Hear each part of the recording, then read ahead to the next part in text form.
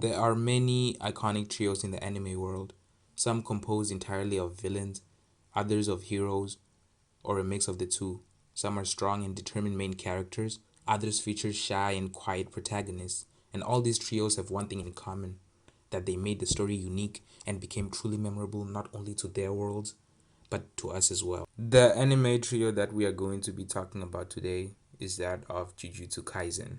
Cue the intro.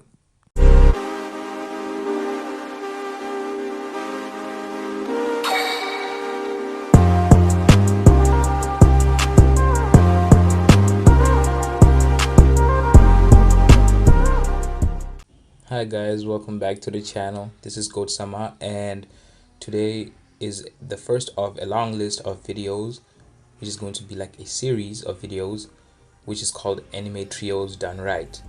Today is the first edition, and we're going to be talking about the anime trio from Jujutsu Kaisen. This is the anime trio consisting of Yuji Itadori, Megumi Fushiguro, and Nobara Kugisaki.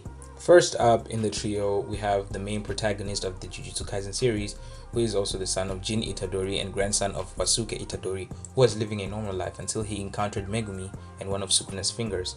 After becoming Sukuna's vessel, Yuji began attending Tokyo Jujutsu High School alongside Megumi and Nobara as first-year students. Yuji is a fair person who really cares for not only his comrades, but anyone he views as people with their own wills, despite how deep or shallow his connection to them is. He highly commends the value of life, and to this end, he will ensure that others receive a proper death.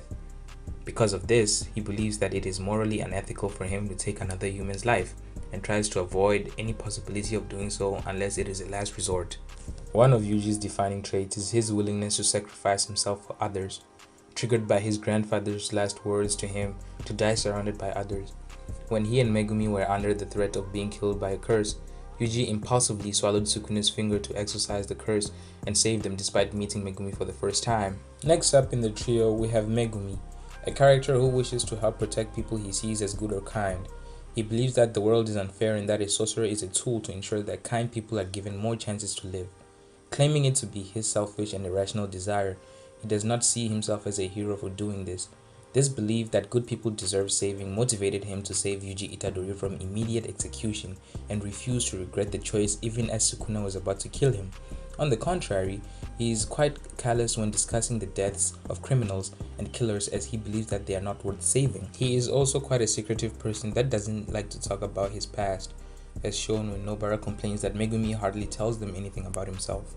Last but not least, we have Nobara Kugisaki, a brash and self-confident woman with a strong belief in being true to herself and has an unshakable character. She prides herself on her physical appearance, taking great offense to anyone insulting her and or attempting to hit her face.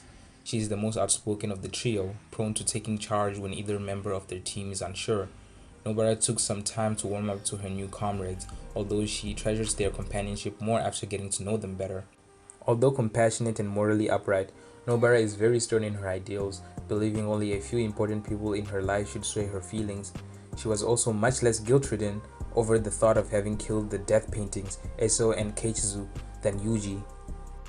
She is also very talkative during battle, belittling and verbally sassing her opponents even while on the verge of death. And there you have it. That is your Jujutsu Kaisen trio in a nutshell. Now let's go deeper. A common anime trio follows the formula of two boys and one girl. The main protagonist is usually a boy and is headstrong and goofy, and the other boy is more stoic or mature, while the girl is feisty. Many anime follow at least some of the basics of this formula, but find some great success by changing it up in subtle but notable ways. Jujutsu Kaisen follows this formula to the T, but does that make it a really good anime trio just because it follows the basic anime trio formula? My answer is no. Now, the question that you all might have right now is, then what makes a good anime trio? Is it good teamwork? Yes. Is it good coordination? Yes. Is it good companionship? Yes. Is it love? Yes. Is it a good healthy competitive rivalry? Yes. Can each character in the trio hold their own in a fight? Yes. Is it a love triangle that messes with the characters and makes them personally hate each other? Yes. I mean, no, it's definitely not that. Everything I mentioned before the love triangle is present in the Jujutsu Kaisen trio. A grim factor that is usually there in these other animes that is not there in Jujutsu Kaisen, which would make the Jujutsu Kaisen anime trio to not function as properly and as efficiently as they do, would be a love triangle.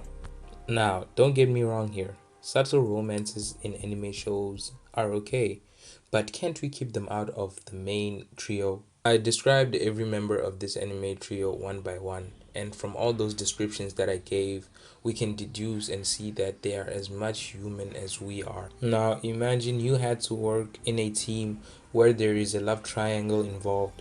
How would you feel when someone else is doing better than you in other aspects, not only being able to take the one you love, but then also being able to excel and do more than you could ever do?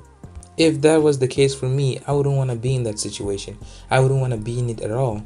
But fortunately for me, I can remove myself from those situations. But unfortunately for these anime characters, they cannot, because they have to sit there and enjoy it because of these writers and their crappy writing. A strong and proper anime trio should be built on love, friendship, and companionship, not pettiness, loathing, and jealousy, because those are the feelings that will eventually fester when a love triangle is established between the characters. Some of y'all might be asking yourself the question, is this guy just going to be shitting on love triangles for this whole video? Yes, I am. I'm just kidding. Anyway, if you're liking the video so far, please like and subscribe to the channel. I'd really appreciate that. Anyway, back to the main program. Sure, they were separated for a few episodes, okay, a significant amount of episodes because of Yuji's fake death, but all the times that we've seen them together, their chemistry is amazing and it's just straight up beautiful and platonic. And every time I just see him, I just smile, man, because I know deep down there's no underlying feelings of hate, jealousy, or any other bad feeling that they could have against each other. No animosity. Just happy vibes and happiness and nice bunnies and rabbits and rainbows and sunshine. Their personalities do not clash. Yes, they have different ideals to each other and different thoughts on different topics, and just the way they view things is not the same. But when they are a team, it does not matter.